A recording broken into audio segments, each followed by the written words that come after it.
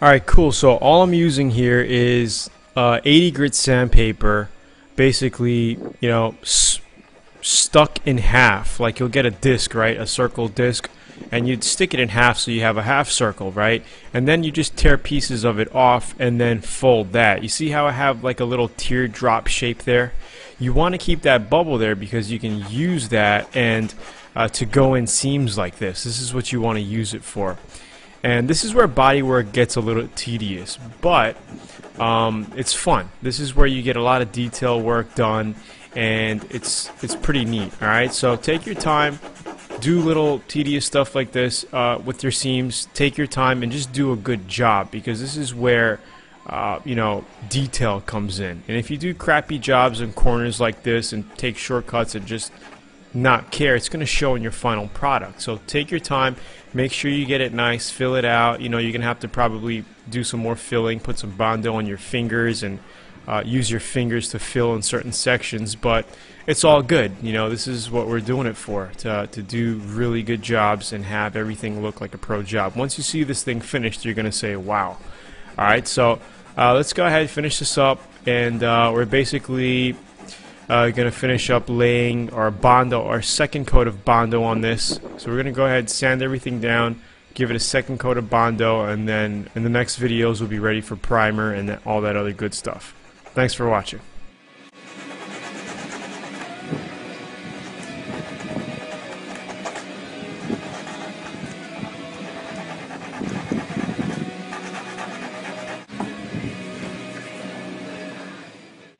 Alright, so here's another cool tip. You could basically use a sheetrock knife or a razor blade to cut away corners or Bondo spots that you're trying to carve out. You know what I mean?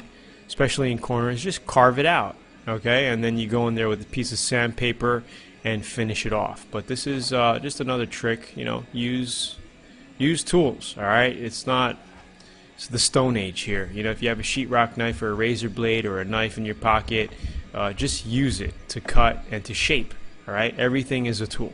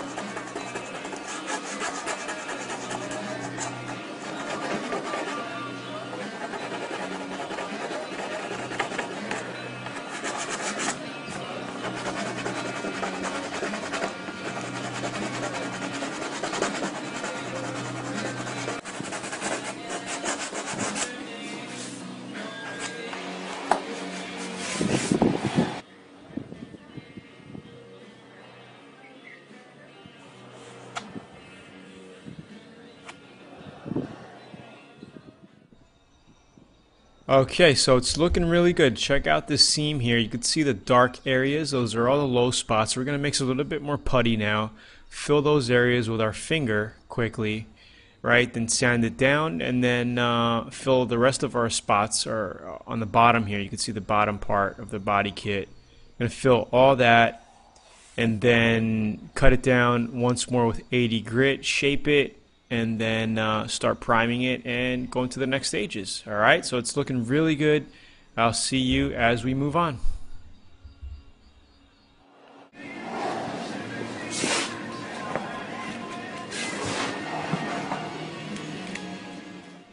Alright, so here is a live example of me sanding the seam out. Right, with our 80 grit, we just rolled, bended the paper. We left that little loop like a teardrop loop, and we're using that to create the curve to sand between our lines here. Now you don't want to completely fold your sandpaper because you're going to have a sharp edge. What you want to do, the trick is to keep it like a teardrop shape so you can push with your pressure of the paper and get that loop to do the sanding for you.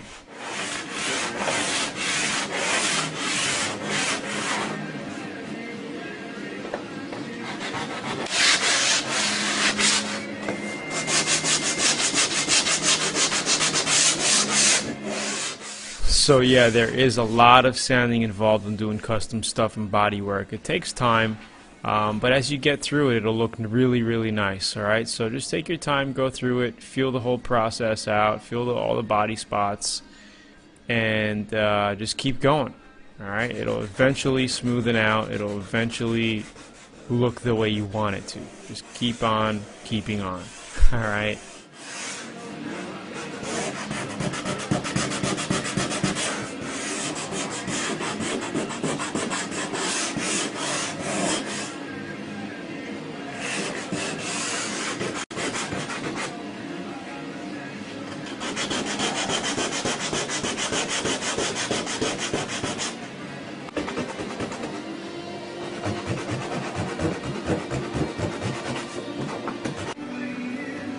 So as you see, as a rough draft, I carved this section out right in here to give it that look. I don't know if you could see it finished, but just look at the line, you know, the line finished. That whole seam. I gotta do this side now.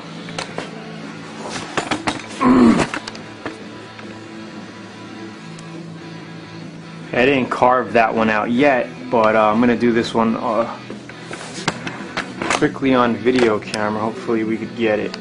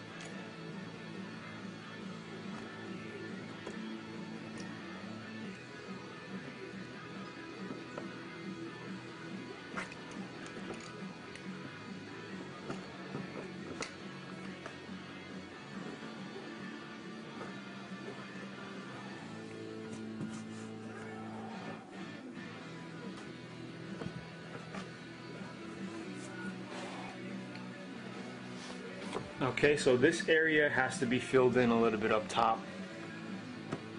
Okay, and also this here, we're going to fill it and then we're going to cut it down because all this needs to be cut down. Yeah, let me show you. So if we take a look at it from here, right, we're still high. We're still high in here, so we're going to have to get the Bondo and blend it in up here a little bit.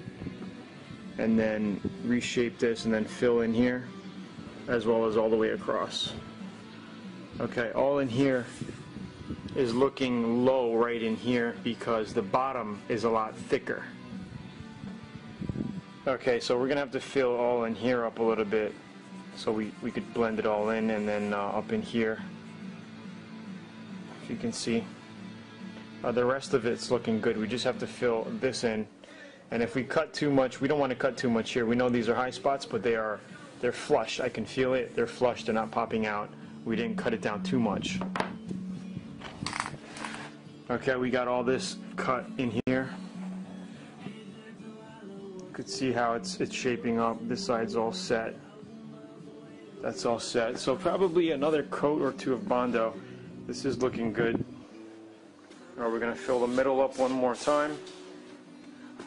This section we cut.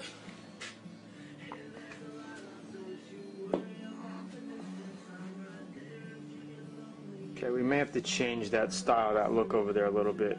We may have to come in more, make it rounder. Have to come in like this, because this one looks like it comes out like that. And then we sanded all this down. We're just gonna have to fill these little areas, build this up because it broke. That whole top is done. So it's just basically putting more putty on now and shaping it, but it's looking good. It's looking good. The back is going to be, once this thing is all primed up, you're going to see the real shape of the new looking bumper. Okay, but it's getting there. It's looking pretty cool. So I'll see you in the next videos.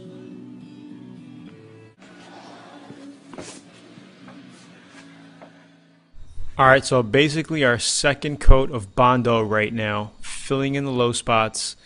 We're going to make sure we get all the other spots like the seam with our finger, go over everything, and then sand it down again, and we should be probably, in the home stretch. We'll be in the home stretch, almost done and rocking.